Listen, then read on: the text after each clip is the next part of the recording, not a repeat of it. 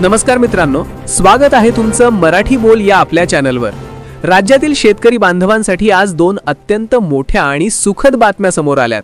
पहिली बातमी कर्जमाफीच्या तारखेबाबत आहे, तर दुसरी बातमी नमो शेतकरी योजनेच्या 8व्या हप्त्याबाबत। दत्तात्रय भरणे यांनी विधान परिषदेत यावर नेमकी काय मोठी घोषणा केली आहे, चला सविस्तर पाहूया।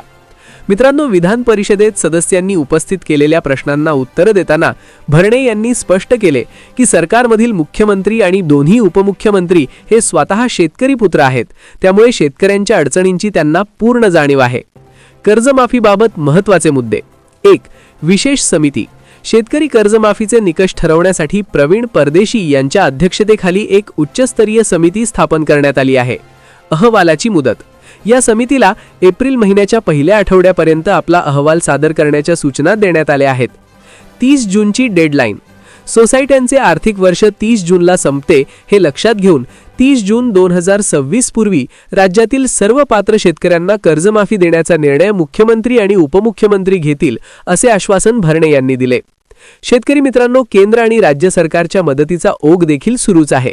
मंत्री महोदयांनी दिलेल्या माहितीनुसार पीएम किसान योजना केंद्र सरकारने आतापर्यंत 21 हप्त्यांच्या माध्यमातून महाराष्ट्रातील शेतकऱ्यांच्या खात्यात तब्बल 39,000 कोटींहून अधिक रक्कम जमा केली आहे। नमो शेतकरी योजना राज्य सरकारने आतापर्यंत 7 हप्त्यांमध्ये 13,000 कोटी रुपये दिले आहेत। सर्वात महत्त्वाची बाब म्हणजे नमो शेतकरी महासन्मान निधीचा 8वा हप्ता आता ड्यू आहे आणि तो अतिशय लवकरच शेतकऱ्यांच्या खात्यात जमा केला जाणार आहे। सरकारी योजना आणि चालू घडामोडींच्या अशाच अचूक माहितीसाठी मराठी बोल चॅनलला आत्ताच सबस्क्राइब करा।